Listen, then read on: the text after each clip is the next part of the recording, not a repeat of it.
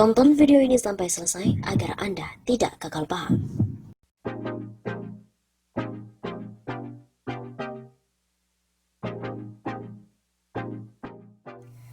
Presiden adalah tawanan oligarki, karena dana kampanye disebut berasal dari kekuasaan oligarki. Profesor Politik Northwestern University, Jeffrey Winters, mengungkapkan hampir 100% dana kampanye yang digunakan partai politik di Indonesia ini berasal dari para oligarki.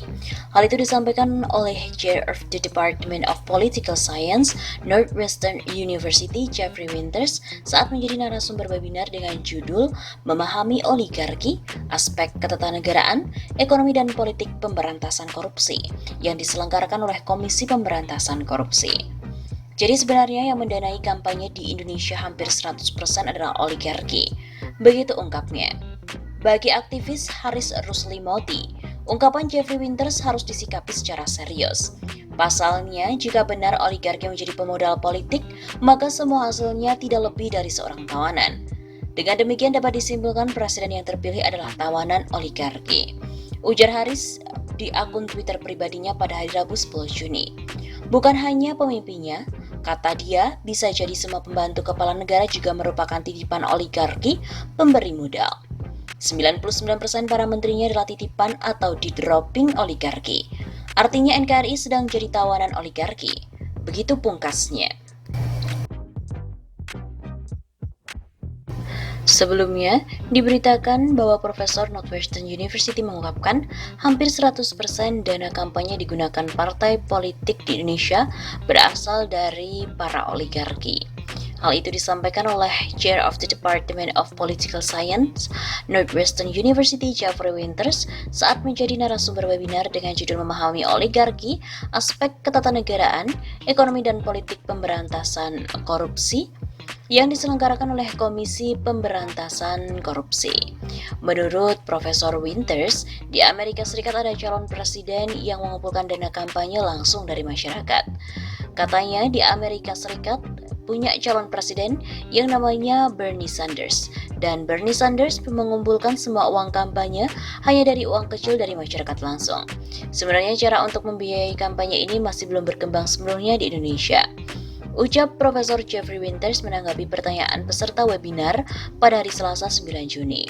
Hal itu berbeda di Indonesia, kata Profesor Winters, hampir 100% dana kampanye parpol di Indonesia berasal dari para oligark yang memiliki kekuasaan di Indonesia untuk mengamankan kepentingannya. Jadi sebenarnya untuk mendanai kampanye itu di Indonesia hampir 100% oligark. Begitu ungkapnya. Sehingga kata Winters, kekuatan oligark bisa dikalahkan dengan uang dari rakyat. Meskipun kecil, namun jika bersatu akan bernilai sangat banyak.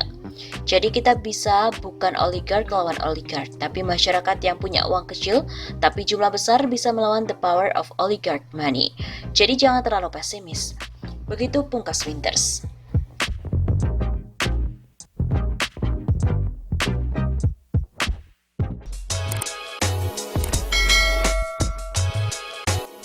Sekumpulan tokoh menggugat Perpu Corona ke MK. Perpu Corona kembali digugat ke Mahkamah Konstitusi. Sementara sebelumnya, hal itu diajukan oleh Masyarakat Anti Korupsi Indonesia atau MAKI dan kawan-kawan. Selanjutnya, saat ini pun diajukan oleh Amin Rais dan kawan-kawan. Sebagaimana dikutip dari website MK pada hari Kamis 16 April kemarin, gugatan itu diajukan oleh 3 orang, yaitu Sirajuddin Syamsuddin atau Din Syamsuddin, Sri Edi Swasono dan juga Amin Rais. Mereka mengajukan pengujian material peraturan pemerintah pengganti Undang-Undang Republik Indonesia atau Perpu RI nomor 1 tahun 2020 tentang kebijakan keuangan negara dan stabilitas keuangan untuk penanganan pandemi coronavirus COVID-19 dan atau dalam rangka menghadapi ancaman yang membahayakan perekonomian nasional dan atau stabilitas sistem keuangan terhadap Undang-Undang Dasar 1945. Lalu poin apa saja yang digugat? MK pun belum melansir lengkap permohonan mereka.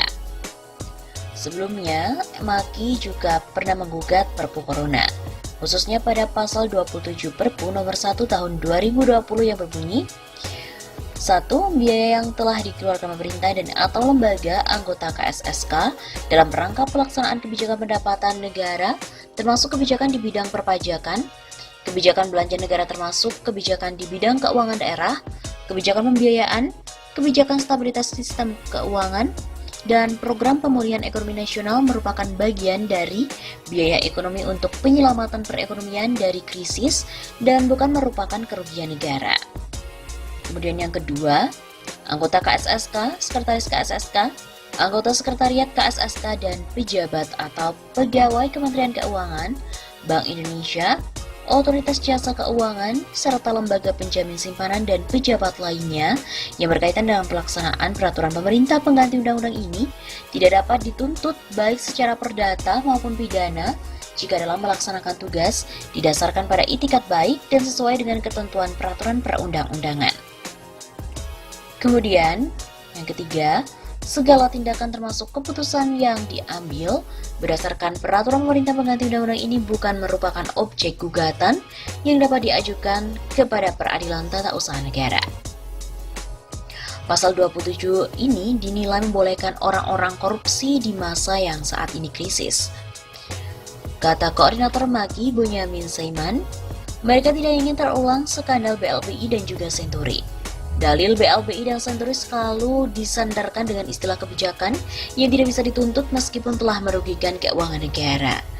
Di sisi lain, LSM Kode Inisiatif memberikan catatan penting, yaitu DPR harus segera melakukan legislative review terhadap substansi Perpu nomor 1 tahun 2020. Hal ini untuk menentukan apakah Perpu akan ditetapkan menjadi undang-undang. Ketentuan-ketentuan yang menyimpang dari konstitusi itu seyogyanya dibatalkan. Apabila DPR tetap mengegolkan Perpu nomor 1 tahun 2020, maka judicial review di Mahkamah Konstitusi dapat diambil sebagai jalan untuk menginvalidasi ketentuan-ketentuan yang melanggar Undang-Undang Dasar 1945. Begitu kata Koordinator Bidang Konstitusi dan Ketatanegaraan, Konstitusi dan Demokrasi atau Kode Inisiatif, Viola Reininda.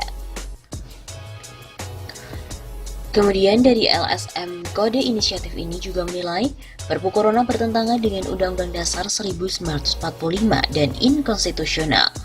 Oleh sebab itu DPR diminta untuk segera menolak mengesahkan Perpu tersebut menjadi undang-undang.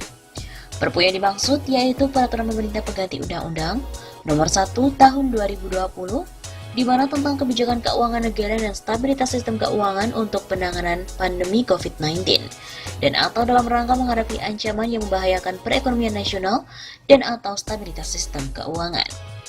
Perpu ini perlu diwaspadai sebab berpotensi menimbulkan persoalan konstitusionalitas baru, baik secara formil maupun material.